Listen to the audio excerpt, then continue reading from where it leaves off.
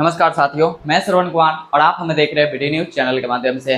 साथियों, हर बार की तरह इस बार भी हम आपके लिए कुछ सहारा से रिलेटेड अपडेट लेकर के आए हैं। वो अपडेट है कि देखिए साथियों, यहाँ पे बताया है CRCS के माध्यम से बताया गया था कि 30 दिनों के भीतर आवेदन का वेरिफिकेशन करके SMS के द्वारा सूचित किया जाएगा जो आवेदक है, जिन्होंने आवेदन किया है, और उसके 15 दिनों के भीतर पैसा ट्रांसफर किया जाएगा।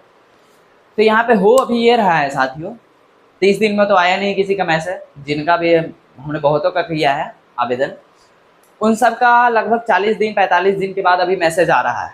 उस मैसेज में उनको बता रहा है, जैसे कि आप यहाँ पे एक मैसेज देख सकते हैं।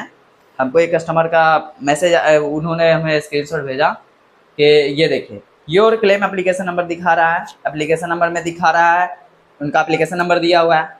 जिस तारीख को हमने उनका आवेदन किया था वो आवेदन का डेट दिखा रहा है। अकाउंट नंबर और रिसिप्ट नंबर यहाँ पे शो कर रहा है, और सोसाइटी का नाम लिख के लिख रहा है, हमारा इंडिया जो है कोलकाता सोसाइटी का, वो दिखा रहा है। और लिख रहा है कि सम डिफिशियंसीज, मतलब कि आपके आवेदन में कुछ कमियां हैं। हम आपको पूरा एप्लीकेशन जो मैसेज हम आपको पढ़ के बताते हैं। यहाँ पे लिख रहा है योर क्लेम एप्लीकेशन नंबर, जो यहाँ पे एप्लीकेशन नंबर वो दिया है, डेटेड 27/7/2023 को हमने आवेदन किया था, वो बता रहा है। और अकाउंट नंबर रिसिप्ट नंबर दिया हुआ है। सोसाइटी नेम हमारा Kolkata has some deficiencies, details में kindly be checked by logging on the portal CRCS। यानी कि कहने का मतलब है कि जो आपका आवेदन संख्या है वो दे दिया, और इसमें दे रहा है कि आपके जो हमारा इंडिया वाला कोलकाता का सोसाइटी वाला जो दावा है उसमें कुछ गड़बड़ी है। इस गड़बड़ी को आप CRCS पोर्टल पर लॉगिन करके आप चेक कर सकते हैं। फिर साथियों, जब हम इसको ये यहाँ पे बताया चेक करने के लिए, तो हम जब चेक किए तो हमको यहाँ पे दिखा रहा है, आप यहाँ देख सकते हैं।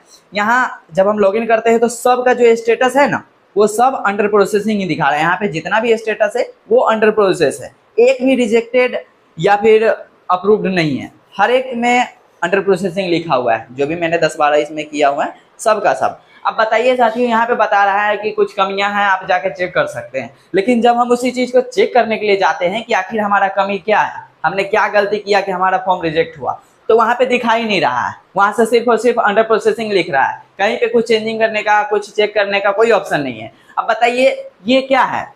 लोग जो इतना परेशान हो रहे हैं, अगर सरकार को पेमेंट नहीं देना है या ना देना है, वो सब क्लियर कर दे कि हम आपको पेमेंट नहीं देना चाहते हैं, या फिर पेमेंट देना है तो इतना लफड़ा क्यों कर रहा है। पहले था कि सबका एक भर से जितने लोग थे ना, जितना भी आवेदन हुआ था सबका रिजेक्टेड दिखा रहा था। उसके बाद क्या हुआ, कुछ दिन के बाद, 4 दिन 5 दिन के बाद सबका अंडर प्रोसेस दिखाने लगा। जब अंडर प्रोसेस दिखाने लगा तो हम लोगों को लगा कि चलो अब ठीक है, आगे बात बन जाएगा, सही हो जाएगा सब कुछ। लेकिन फिर से अब क्या चल रहा है कि मैसेज भेज रहा है कि आपको कुछ कमी है। जब चेक करने जाते हैं तो वहाँ पे कमी दिखाई नहीं दे रहा है। अब बताइए ऐसे कैसे होगा? सब लोग, जितने भी लोग हैं, जितने भी आवेदक हैं, सबका दिमाग खराब हो चुका है। सरकार जो लोगों के साथ खेला खेल रही है ना, अगर लोग इनके साथ खेला खेलना शुरू कर दे तो ये जो आने वाला 2024 का लोकसभा चुनाव है ना, सरकार का यूं सुपड़ा साफ हो जाएगा। क्योंकि अभी आपको बता दें कि ये जो सरकार लोग को इतना परेशान कर रही है, साइट पे तुरंत बदलाव कर रही है, मैसेज में कुछ भेज दे रहा है, कभी रिजेक्टेड लिख दे रहा है तो कभी अंडर प्रोसेसिंग लिख देता है। अब जिसका आवेदन किया हुआ पूरा 45 दिन हो गया है, अब सभी लोगों के पास मजबूरी है। अब जो भी आवेदन किया है उम्मीद बैठा हुआ था कि हमारा सही हो जाएगा तो पेमेंट आ जाएगा, उनका पेमेंट नहीं है। अभी उनके पे क्या इतना है मालूम है, जिनका भी मैसेज आ रहा है कि कुछ दिक्कत है, मैसेज आ गया, पेमेंट नहीं आ रहा है, वो सब 45 दिन के बाद, अभी 30 दिन में नहीं आया। इतने दिन से परेशान थे, जिधर जाते लोग पूछता रहता है कि क्या हुआ। अब हम भी क्या बताएं, क्योंकि सरकारें हम लोगों को परेशान कर रखी है, पूरे जनता को, पूरे भारत को सरकार बहुत परेशान कर रखी है। मालूम है सरकार काहे का सरकार है? लौड़ा का सरकार है। कुछ नहीं समझ में आ रहा है कि काहे का सरकार है। जब लोग इतना परेशान कर रहे हैं, इनको लोगों का मजबूरी नहीं समझ में आ रहा है।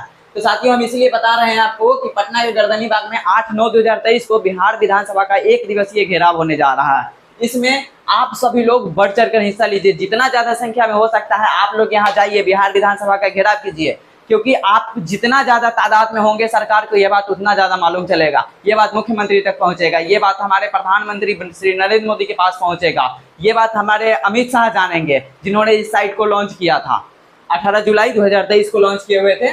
तब वो बताए हुए थे कि 45 दिन में, 30 दिन में वेरिफिकेशन होकर मैसेज आएगा, मैसेज आने के बाद 15 दिन में आपका पेमेंट आ जाएगा अगर अप्रूव्ड होता है तो। लेकिन ऐसा कुछ नहीं हुआ, सबका कभी रिजेक्ट किया, रिजेक्ट करने के बाद फिर से बता रहा है कि आपके आवेदन में कुछ कमी है, जाके चेक कीजिए। हम लोग जब चेक करने जाते हैं वहाँ कुछ दिखा भी नहीं करता है। अभी भी अंडर प्रोसेसिंग लिख रहा है, ये भी नहीं लिख रहा है रिजेक्टेड, ये भी नहीं दिखा रहा है, अंडर प्रोसेसिंग दिखा रहा है। अब यहाँ पे लोग क्या समझेगा, कैसे चेक करेगा? रिजेक्टेड लिख देता तो 30 दिन के बाद फिर से आवेदन कर सकते थे, लेकिन ऐसा है ये नहीं है। इसीलिए साथियों यहाँ पे ये जो पटना गर्दनी बाग में बिहार विधानसभा का घेराव हो रहा है, आप लोगों को जितना ज्यादा संख्या हो सकता है उतने ज्यादा संख्या में गर्दनी बाग पटना पहुंचिए, आप बिहार विधानसभा का घेराव कीजिए। और हमारे जो मुजफ्फरपुर जिला के जितने भी जमाकर्ता है, जो लोग भी इस घेराव में हिस्सा लेना चाहते हैं, वो लोग कल सुबह 8/9/2023 को सुबह 7:30 बजे पहुंच जाए, क्योंकि 8:10 में पटना के लिए जो ट्रेन निकलती है वो पकड़ना है।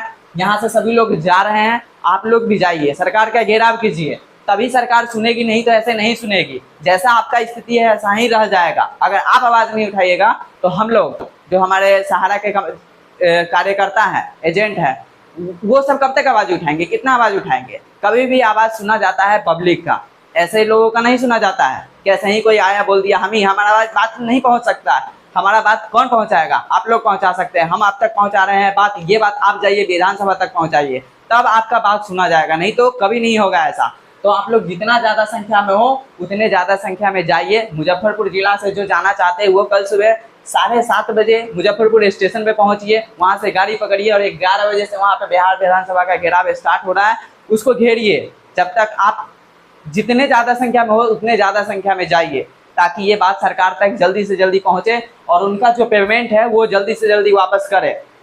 नहीं तो ऐसे में बिहार लोकसभा चुनाव जो आ रहा है उसमें अगर सरकार को अपना सत्ता वापस हासिल करना है, उसे कुर्सी पर दोबारा आना है, तो उसे भले आदमी के जैसे जितना भी जमा करता है भारत के सबका पैसा वापस करना होगा। अगर पैसा वापस नहीं हुआ तो वोट नहीं होगा। ये नारा आप लोग लेके जाइए, पहले पैसा फिर वोट। समझ लीजिए कि हम वही पैसे से वोट दे रहे हैं आपको, जितने भी जमा करता है वो लोग ये समझिए कि हमारा पैसा मिल रहा है, उससे बदले हम आपको वोट देंगे, नहीं तो वोट नहीं देंगे साथियों। बस इसी के साथ हम अपना बात खत्म करना चाहते हैं। धन्यवाद।